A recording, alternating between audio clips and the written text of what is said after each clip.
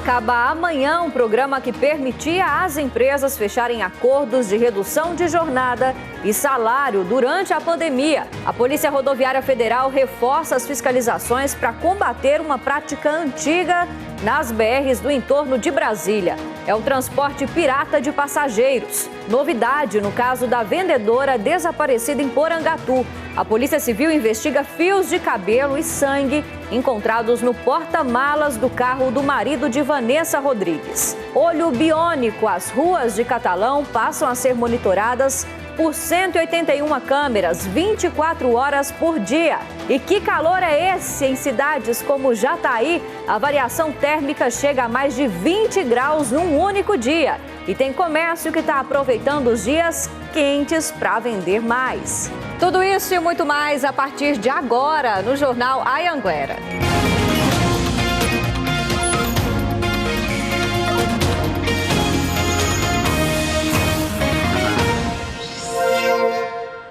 Olá, boa noite para você. Agora 7 horas e 12 minutos. Seja muito bem-vindo ao Jornal Anhanguera de hoje. A Polícia Civil de Porangatu, no norte do estado, investiga se fios de cabelo e sangue encontrados no porta-malas de um carro são de Vanessa Rodrigues, a vendedora que está desaparecida desde o dia 11 agora deste mês. O Eduardo Idaló, então, vai contar para a gente, que o carro onde esse material foi encontrado seria, então, do marido de Vanessa. Boa noite para você, Eduardo.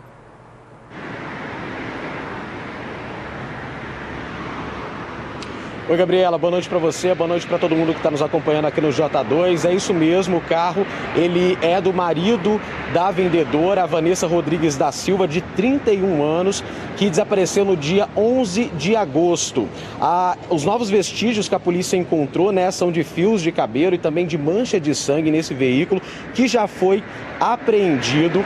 A polícia também teve informação que no dia seguinte ao desaparecimento, o Miguel, que é marido da Vanessa, ele levou esse carro para um lava-jato. E aí também está apurando informações junto a esse lava-jato, mas também a polícia já passou informações que a perícia tem equipamentos suficientes para identificar, mesmo depois de uma lavagem, se tem mesmo vestígio de sangue humano dentro de um carro. O Miguel, ele já é considerado foragido desde o último dia 17 de agosto, quando foi expedido mandado de prisão temporária contra ele. Segundo a polícia, o casal, eles tinham já um relacionamento conturbado. Veja o que o delegado disse sobre o caso. O próximo passo é a perícia verificar se trata-se de sangue humano e se for sangue humano, se esse sangue e esses cabelos são de fato da Vanessa, para a gente verificar se ele tem eventualmente transportado ela ou o corpo dela no porta-malas do veículo.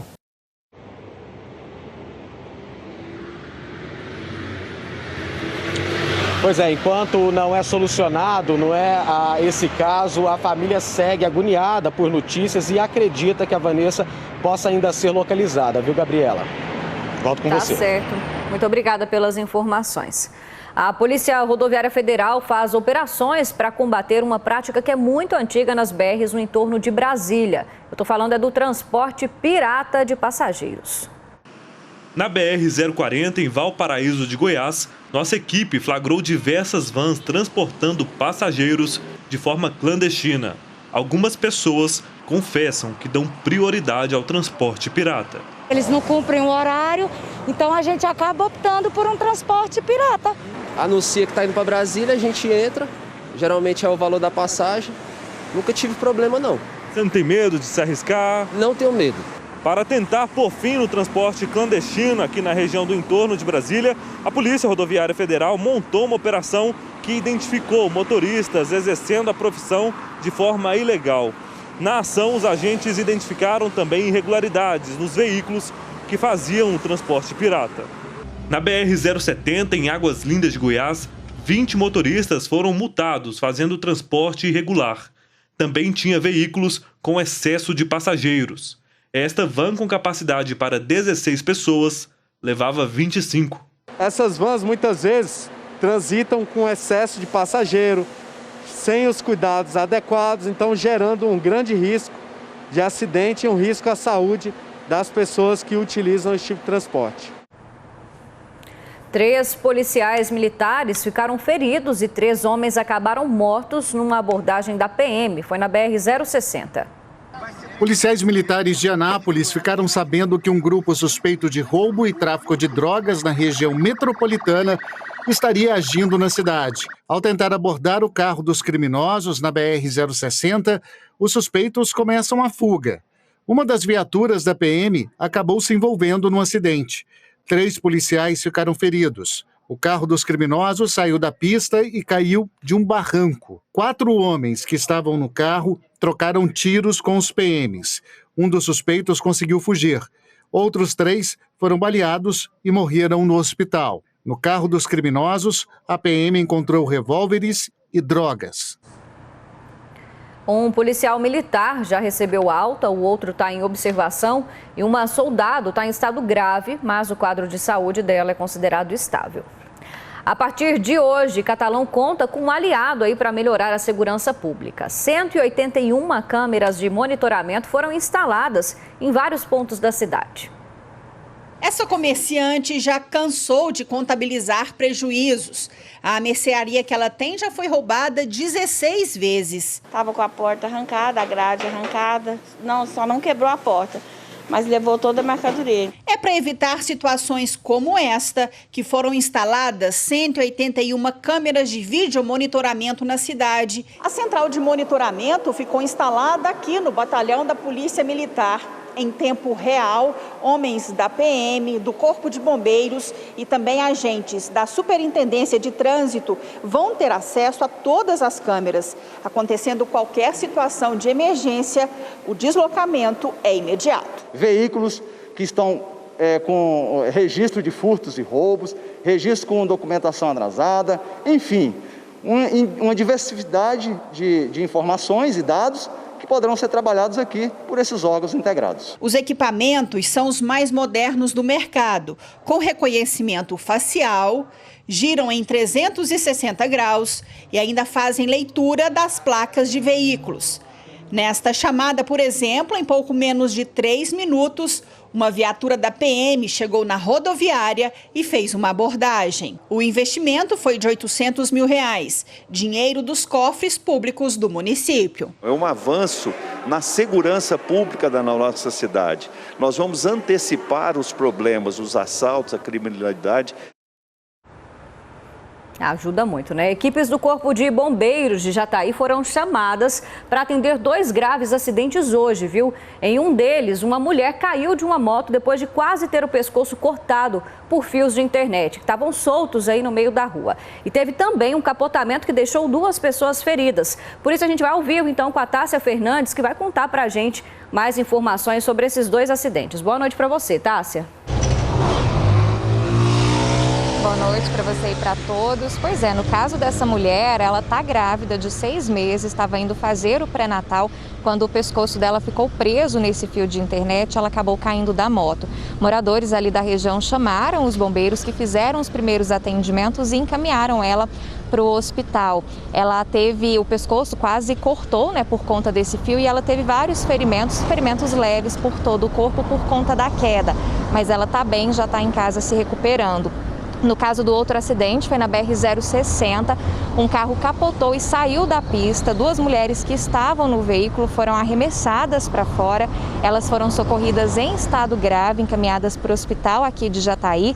E olha só, esse carro foi furtado hoje de manhã em Rio Verde. A polícia agora investiga para saber se essas mulheres têm envolvimento nesse furto e se tinham mais pessoas ali no carro no momento do acidente. Viu, Gabi? Volto com você. Pois é, Tássia, que perigo, hein, essa história dos fios de internet. Muito obrigada, viu?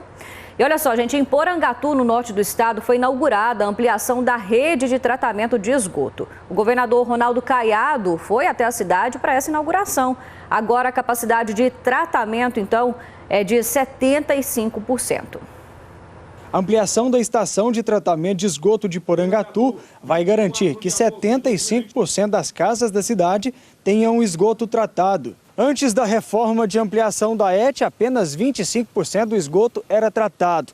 Ou seja, todo o restante era jogado na natureza. A Saneago continuará trabalhando, ela continuará expandindo as suas obras para chegar a esse 100%. Nós já temos 100% de água tratada e nós vamos caminhar para esse percentual de atingir esses últimos bairros ali que está bem colocado, que é o crescimento da cidade, entendeu? Então isso tudo vai sendo projetado de acordo com o crescimento da cidade. A obra vai garantir que 25 mil moradores de Porangatu sejam atendidos.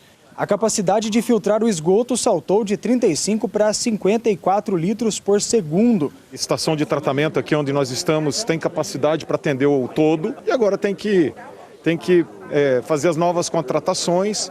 Para isso, logicamente, a gente está em tratativas também com a prefeita de dar regularidade ao contrato de prestação de serviço entre o município e a Saneago também. Agora, às 7h24, termina amanhã o programa emergencial de manutenção do emprego e também da renda do governo federal. As empresas que aderiram a esse auxílio fizeram acordos de redução de jornada e salário ou também de suspensão de contratos vão ter que fazer as readequações junto ao Ministério do Trabalho.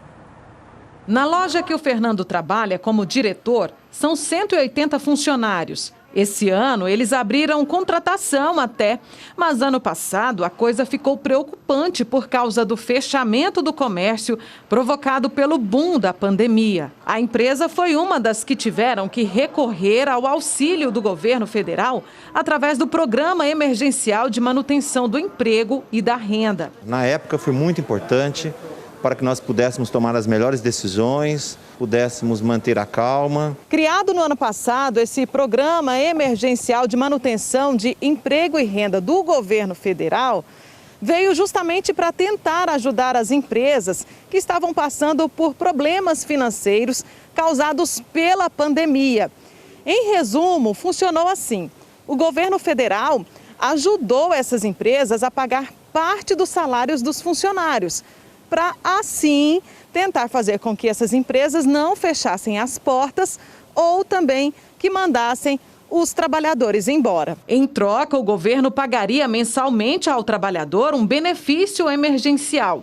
A empresa também não poderia demitir o funcionário pelo mesmo período em que durasse a suspensão do contrato ou a redução do salário. Segundo o Ministério da Economia, em Goiás houve mais de 36.600 reduções de jornada de trabalho e salários e mais de 44.800 suspensões de contratos de trabalho dentro do programa do governo. Essa medida ela teve uma duração de 120 dias, essa especificamente, prevista então para finalizar agora no dia 25. É importante lembrar que, a depender das disposições orçamentárias do governo, pode ser que esse benefício ele tenha uma prorrogação. Pois é, como a gente viu aí na reportagem, o Programa de Manutenção do Emprego e da Renda do governo federal poderá ser prorrogado, mas aí vai depender de votação do Senado. Uma operação da Polícia Federal feita hoje revelou que funcionários do DENIT teriam recebido propina para vender uma área do Departamento Nacional de Infraestrutura de Transportes, que fica no Distrito Agroindustrial de Anápolis. Quem queria comprar o terreno é uma empresa que havia vencido uma licitação para prestar serviços ao Porto Seco da cidade de Anápolis, mas precisava da área dentro do DAIA para cumprir com as exigências da licitação e começar a operar. A empresa é suspeita de contratar lobistas para pagar os servidores do DENIT e conseguir a área por um preço bem abaixo do valor de mercado. Planos que foram frustrados pela operação da PF. A Polícia Federal cumpriu 2 mandados de busca e apreensão em Goiânia e 3 em Anápolis, em casas e empresas de investigados. Foram recolhidas mídias e celulares. A TV Anhanguera teve acesso ao inquérito da Polícia Federal, que resultou na Operação Daia. A investigação aponta que em 2019, Alessandro Di Carlo, que na época era assessor do prefeito de Anápolis, Roberto Naves, e André Chiarelotto, filho do então presidente da GR, Ridoval Chiarelotto, teriam pedido propina à empresa Aurora da Amazônia, Terminais e Serviços, no valor de R$300 mil, para resolver um problema na certidão de uso do solo de um terreno pertencente à empresa. Os 2 são investigados por tráfico de influência. A Aurora Amazônia Terminais e Serviço venceu a licitação para atuar no Porto Seco de Anápolis. O edital da Receita Federal, lançado em 2017, era para prestar serviço de movimentação e armazenagem de mercadoria pelo prazo de 25 anos no município de Anápolis. O edital exigia que a empresa tivesse uma área dentro do DAIA para realizar os serviços contratados. Sem conseguir resolver os problemas na documentação e na localização do terreno onde a empresa Aurora planejava construir o terminal de carga e descarga, as investigações apontam que a empresa partiu para um novo caminho, escolher um outro local dentro do DAIA, o Distrito Agroindustrial de Anápolis. Mirou, então, num terreno bem grande que pertence ao DENIT. Foi a partir daí que, segundo a Polícia Federal, outros crimes foram cometidos. O inquérito revelou que, para facilitar esse processo, a empresa contratou lobistas, suspeitos de pagarem propina a servidores do DENIT, para ficar com o terreno. A área seria esta, de 33 hectares, dentro do DAIA, próximo à ferrovia. De acordo com a Polícia Federal, o DENIT já estava negociando esse terreno avaliado em 44 milhões de reais por bem menos, 11 milhões de reais. Ou seja, iria repassar a área por um preço 75% abaixo do valor de mercado. A investigação começou antes desta negociação ser efetivada. Sem o terreno, a empresa Aurora nunca assumiu o serviço.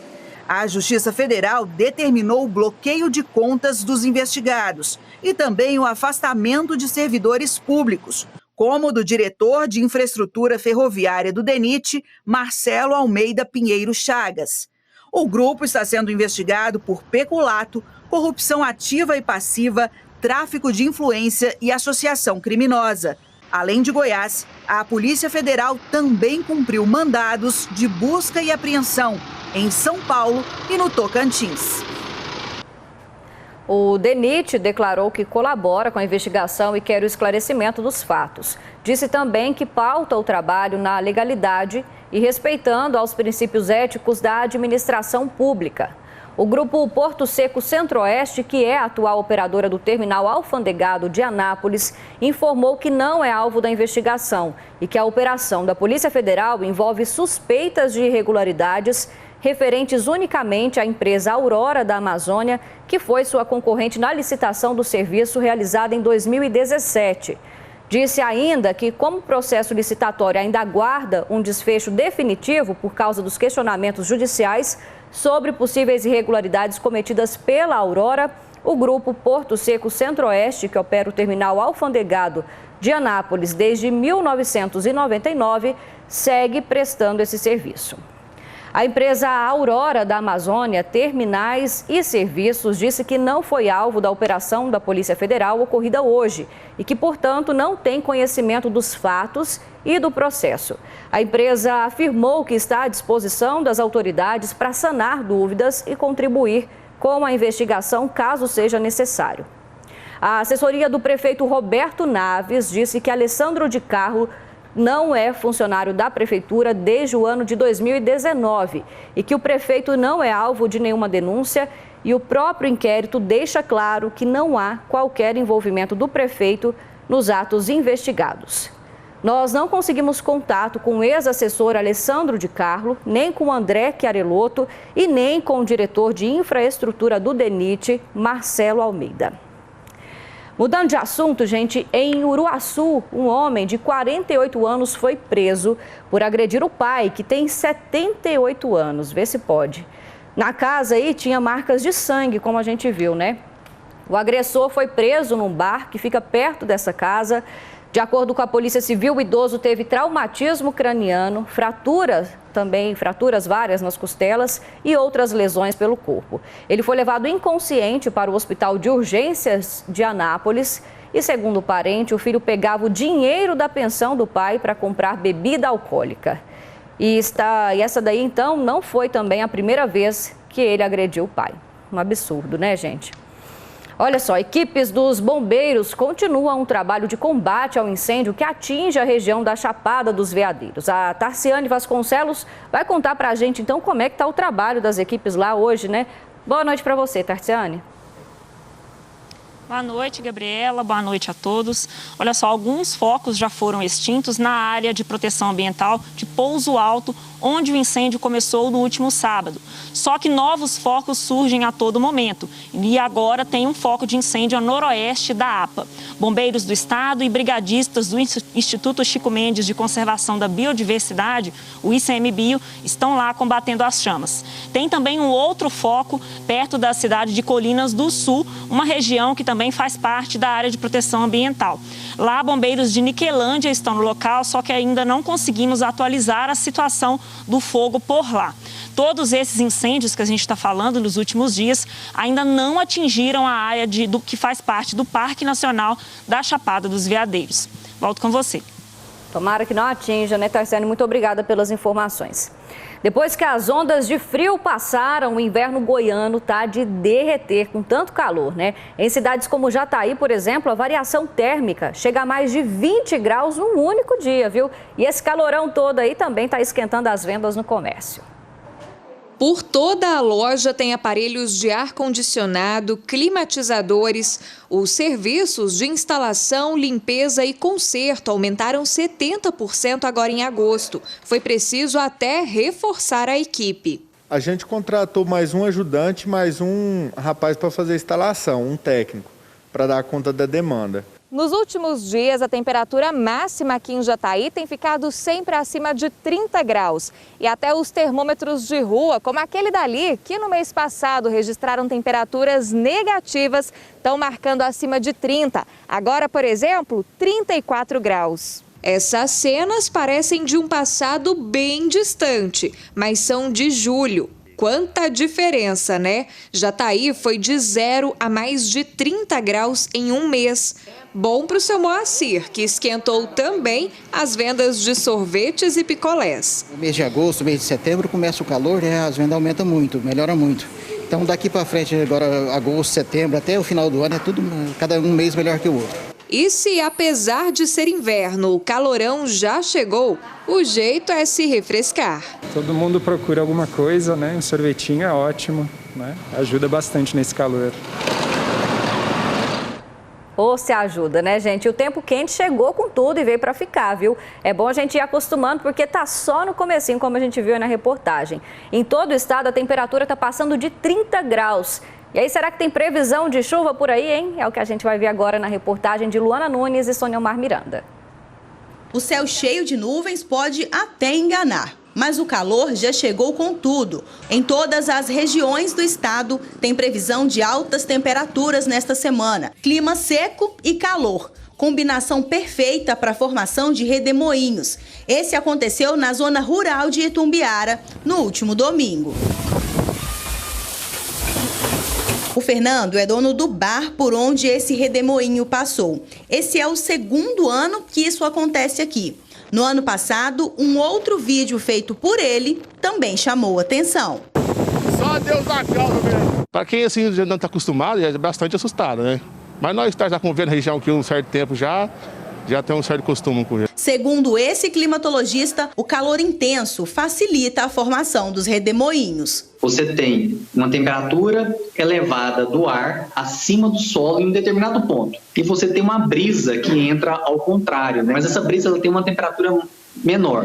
E com isso você consegue, a partir desse... É muito rápido, né? A partir desse momento você consegue formar aquele turbilhão. Nós ainda estamos no inverno. Daqui para frente, a previsão é que as temperaturas fiquem cada vez mais intensas até a chegada definitiva do verão. Mas o que está preocupando é o clima seco. Em algumas regiões de Goiás, a umidade relativa do ar deve ficar na casa dos 16%, nível que é registrado no deserto do Saara. Quando o clima está com essa secura toda, a gente só consegue pensar em chuva. E tem previsão, viu? Vai vir uma frente fria que ela vai avançar. Então ela vai começar a quebrar um pouco esse reinado dessa massa de ar quente e seco.